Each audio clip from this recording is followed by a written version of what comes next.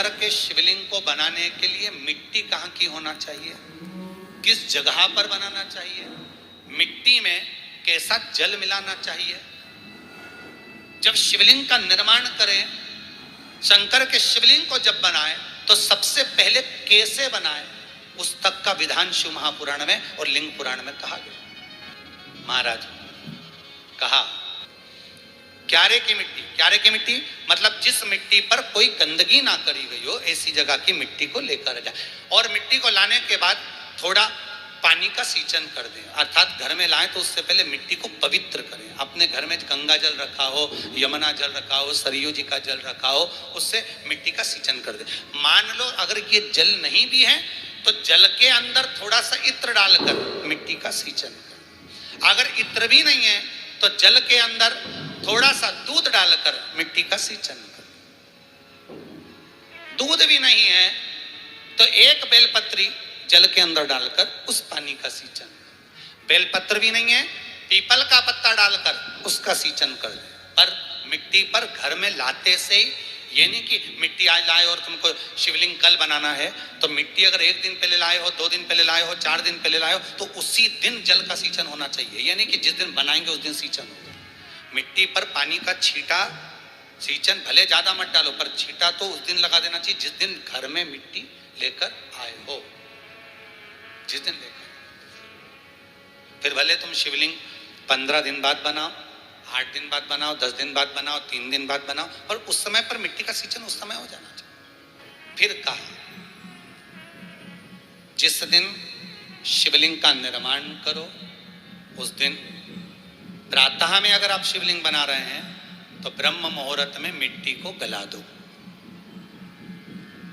किस पानी से गलाना है उसका भी प्रमाण, उसका भी शास्त्र वर्णन करा। किस जल से गलाया जाए, शिव महापुराण की कथा कहती है अगर आपको आज शिवलिंग का निर्माण करना है, शाम को आप शिवलिंग का निर्माण कर रहे हो तो अपने पानी का जो मटका होता है, हंडा होता है, रसोई घर में जहां पानी भर कर रखते हो उसके नजदीक में एक कलश जिसमें अलग से ताजा जल भरा जाए और उस पर प्लेट ढकी हो और उस पर एक चावल का दाना रखा हो, उस जल को लेकर आओ। थोड़ी देर रखा रहे, आधा घंटा, 2 घंटा, 3 घंटा, 15 मिनट, 20 मिनट, पर वो पानी वहां रखा होना चाहिए। रसोई घर में अन्नपूर्णा का निवास होता है, परिंदे के पास पितरों का निवास होता है। अन्नपूर्णा, पित्र सब रसोई घर के भीतर विराजमान होते हैं। शास्त्र कहता है 33 कोटि देवता एक समय के लिए, एक क्षण के लिए हमारे रसोई घर में प्रवेश करते हैं। इसलिए रसोई घर को तुम पूरे घर को स्वच्छ रखो ना रखो, पूरे घर को तुम साफ रखो ना रखो, पर रसोई घर एकदम क्लीन होना चाहिए, साफ होना चाहिए, स्वच्छ होना चाहिए। आज के जमाने में तो खैर गया, पर पहले जब मिट्टी के चूल्हे होते थे, जब चूल्हा बंद होता था तो उसको गीला कर कर, गोबर को या पानी में उसको गीला कर कर, एक कपड़े को गीला कर कर पूरे चौके को, रसोई घर को पोंछा जाता था। मिट्टी का होता था वो, तो भी उसको पोता लगाते थे, पोंछते थे। तो पहला क्रम है पार्थिव शिवलिंग का निर्माण। सावन के महीने में अगर आप शिवलिंग बनाते हैं, सोमवार को शिवलिंग बनाते हैं, तो नियम ध्यान रखिएगा महाराज, लिंग पुराण से है ये, इसका नियम ध्यान रखिए। क्या करना है, मिट्टी को लाना है, जल का छींटा देना, छींटा जरूर देना, घर में लेकर आए और जल का छींटा होना जरूरी है। 2 दिन तक, 3 दिन तक मिट्टी रखी हुई है और उसके बाद अगर आपने पानी का छींटा नहीं दिया है और आपने डायरेक्ट मिट्टी को गला दिया और उसके बाद बनाया तो उसका कोई प्रमाण नहीं। जल का छींटा अवश्य, फिर उसको रख दें। 15 दिन बाद बनाओ, 4 दिन बाद बनाओ, 3 दिन बाद बनाओ, 2 दिन बाद बनाओ। शिवलिंग जब बनाओ तब उस मिट्टी को, जो कलश आपने रसोई घर में रखा है चावल का दाना रखकर प्लेट के ऊपर, अर्थात उस कलश का जल उस मिट्टी में थोड़ा सा डालिए। क्यों डाला जाता है उसका भी भाव वर्णन किया है। अब भविष्य पुराण, स्कंद पुराण और अग्नि पुराण, इन तीनों से ले लिया गया, वर्णन किया गया। जब उस कलश का जल हम डालते हैं तो उस कलश में पितरों का भाव आ जाता है, अन्नपूर्णा का भाव आ जाता है, घर में लक्ष्मी का भाव आ जाता है, संपदा का भाव आ जाता है। पूरे 24 घंटे के अंदर एक क्षण के लिए रसोई घर में 33 कोटि देवता आते हैं, तो वो देवता का सारा भाव उस कलश के अंदर आ जाता है। और वो जल जब हम उस मिट्टी में मिलाते हैं तो गंगा, यमुना, सरयू, सरस्वती, ये 33 कोटि देवता में, तो इन सब का आनंद उस जल में आ जाता है। और वो जल जब हम मिट्टी में मिलाते हैं तो मिट्टी पवित्र हो जाती है, स्वयं कैलाश अधिपति को स्वीकार करने के लायक हो जाती है, निर्मित करने के लायक हो। शिवलिंग का निर्माण। अब शिवलिंग का निर्माण कैसे करना? मिट्टी में गला दिया पानी में। सबसे पहले शिवलिंग बनाने से पहले पात्र जो होता है उसके नीचे एक बेलपत्र रखी जाती है। क्या रखना है? एक बेलपत्र। शंकर को झेलने के लिए कोई साधारण नहीं है पात्र जिसपे झेला जाए।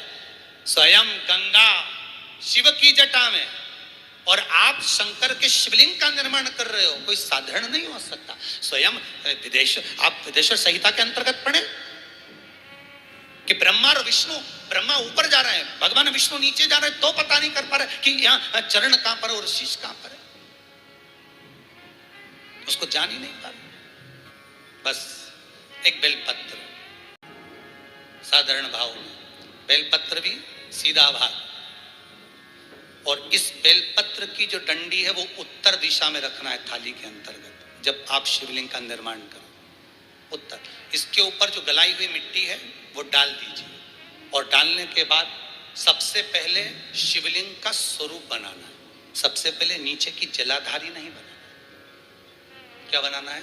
शिवलिंग का स्वरूप बनाना। बनाने के बाद उसी शिवलिंग के पास में और मिट्टी डाल लीजिए, फिर जलाधारी का निर्माण करें, फिर जलाधारी।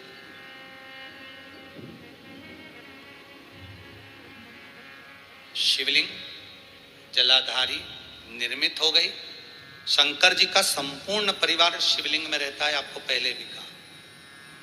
भगवान भूत अधिपति भूतेश्वर भगवान शिव का संपूर्ण परिवार शिवलिंग में, पहले भी कथा में कहा, आज फिर आपको वर्णन कर देते हैं। जैसे ये जलाधारी है गोल, ये चरण है, ये शिवलिंग है। ये जो गोल भाग है जहां पर भगवान शंकर का शिवलिंग रखा है, ये पार्वती जी का हस्त कमल है। जहां से पानी नीचे गिर रहा है, इसके राइट भाग में श्री गणेश जी का स्थान, लेफ्ट भाग में श्री कार्तिकेय जी का स्थान। बीच में जो एक मोटी सी लाइन होती है जलाधारी में, वो पार्वती जी के सुंदर पुत्री अशोक सुंदरी का स्थान। शंकर जी के ऊपर जो तिकोनी रखी रहती है, उसके ऊपर से जो जल बूंद बूंद नीचे गिरता है, ये जो पानी बूंद बूंद नीचे गिरता है, या आप कलश से जल चढ़ाते हो या आप संगीत से जल चढ़ाते हो, तो ये जो पानी गिर रहा है, ये शंकर भगवान की 5 पुत्रियां, जया, विषहरा, शामरी बारी, दौतली और देव, ये शंकर जी की 5 बेटी। कार्तिकेय भी है, गणेश भी हैं, अशोक सुंदरी भी है, शंकर जी की 5 बेटियां भी हैं, शंकर भी है और पार्वती भी। अर्थात शिव जी के परिवार में आपको गणेश जी की पूजन अलग करने जाने की जरूरत नहीं पड़ेगी, शंकर के परिवार में पार्वती जी की पूजन अलग करने जाने की जरूरत नहीं पड़ेगी, कार्तिकेय की पूजन अलग जाकर करने की जरूरत नहीं है। शंकर का परिवार शंकर के शिवलिंग के साथ में उस जलाधारी में संपूर्ण परिवार शंकर का विराजमान है, संपूर्ण परिवार, कुछ भी नहीं, संपूर्ण, और पूरा परिवार है महाराज। फिर वही बात आई, ध्यान दीजिएगा, जिस व्यक्ति को नींद ना आवे, रात्रि को सोते समय टेबलेट खाने की जरूरत नहीं, शंकर भगवान की 5 पुत्रियों का नाम लीजिए। जया, हाथ में जल लो, पलंग पर बैठो, जल हाथ में लिया, जया आचमन कर लो, विषहरा आचमन कर लो, शामली बारी आचमन कर लो, दौतली आचमन कर लो, और देव आचमन कर लो। ये शंकर की जो 5 पुत्रियां हैं, ये ऐसी पुत्रियां हैं जो निंद्रा देवी को लेकर आती हैं और हमें विश्राम का आनंद सुख प्रदान करती हैं, हमारे नयनों पर विराजमान रहती हैं। हाँ, यदि विवाह नहीं हो रहा, शादी नहीं हो रही है, बहुत समय से लगन देख रहे हो, शादी नहीं हो रही, बहुत समय से परेशान हो गए कि विवाह ही नहीं हो रहा, हम तो टेंशन में पड़ गए, लड़की 28 साल 30 साल का लड़का हो गया, विवाह नहीं हो रहा, कुछ मत करो। अष्टमी तिथि आए तो अशोक सुंदरी वाली जो जगह है, वहां पर हल्दी की 7 बिंदियां लगा दो, लड़का लड़की का हाथ उस बिंदी पर रखवा दो, उसका नाम गोत्र बोलो, उसी हल्दी में उसके हाथ पीले करवा दो, और पीपल के पेड़ पर उस हाथ के 5 छापे पड़वा दो, 3 महीने में विवाह पक्का हो जाता है महाराज। उसका इतना, अशोक सुंदरी के उस हल्दी का इतना प्रमाण, 3 माह के अंतर्गत विवाह नक्की हो गया। इतना प्रमाण है महाराज। भगवान शिव की आराधना का कोई साधारण फल है महाराज। निर्मित करा शिवलिंग। एक बार सब जितने भी टीवी पर बैठे हैं, सम्मुख में कथा सुन रहे हैं, फेसबुक यूट्यूब पर सुन रहे हैं, एक बार साथ में समझें वापिस निर्माण को, शिवलिंग के निर्माण को। मिट्टी लाए, स्वच्छ जगह की, जल का छींटा दिया, रखा। जब शिवलिंग बनाया तो एक कलश पानी पहले से 2 घंटा, आधा घंटा, 15 मिनट, 20 मिनट पहले उसको रख दिया। उसी पानी से उसको गीला करा। गीला करने के बाद उसका निर्माण सबसे पहले बेलपत्री, बेलपत्री के ऊपर मिट्टी, मिट्टी के ऊपर रखकर शिवलिंग का निर्माण, फिर जलाधारी का निर्माण और शिवलिंग का निर्माण पूर्ण होने के बाद में फिर बाबा का सुंदर भाव से आप श्रृंगार करें, अभिषेक करें, पूजन करें। और एक बात याद रखना, पार्थिव शिवलिंग का अगर निर्माण करा है तो आपको वो पार्थिव शिवलिंग को रात्रि होने से पहले विसर्जन होना जरूरी है। हाँ, अगर कोई भी शिवरात्रि का दिन है तो फिर आप पूरी रात रख सकते हो। हरतालिका तीज का दिन है, पूरी रात रख सकते हो। बड़ी तीज है, छोटी तीज है, आप शिवलिंग बनाए हो तो आप पूरी रात रख सकते हो। विशेष कोई उत्सव है, श्रावण का महीना है, पूरी रात रख सकते हो। पर बाकी के समय अगर आप शिवलिंग का निर्माण करें तो उसको सूर्यास्त होने के पहले आप उसको नदी में, जल में, जलाशय में विसर्जन करें। बहुत ध्यान दीजिएगा, विसर्जन करते समय जब आप विसर्जन करें, पानी में अपने पात्र को, शिवलिंग को जब छोड़ें, उस समय पर ध्यान दीजिएगा कि शिवलिंग की जो जल की धार है, जिसका उत्तर की ओर जो जल की धार होती है, विसर्जन करते समय वो जल की धार अर्थात वो उत्तर का भाग हमारी ओर होना चाहिए और थाली इस तरह से पकड़ें कि वो भाग हमको जब डालें तो वो भाग हमको दिखे, थोड़ा सा नजर आए पानी में डालते समय। और जब वो थोड़ा भाग दिखता रहे और जिसलिए आपने शिवलिंग बनाया, जिस कामना से आपने शिवलिंग बनाया है, वो कामना उस भाग को पानी में देखते देखते बोल दीजिए, वो कामना पूर्ण हो जाती है। इसको कहते हैं पार्थिव शिवलिंग का निर्माण करना और उसकी आराधना करना। उसकी आराधना कई लोग करते हैं, बना भी लेते हैं, पूजन भी करते हैं और कई बार कहते हैं हमारा काम नहीं, तो उसमें भगवान का दोष नहीं है, दोष अपना देखो। आप आए नहीं, सुबह हो गई, मेरी पूजा की थाली धरी की धरी रही, क्यों नहीं आए, किस लिए नहीं, वो हमें देखना।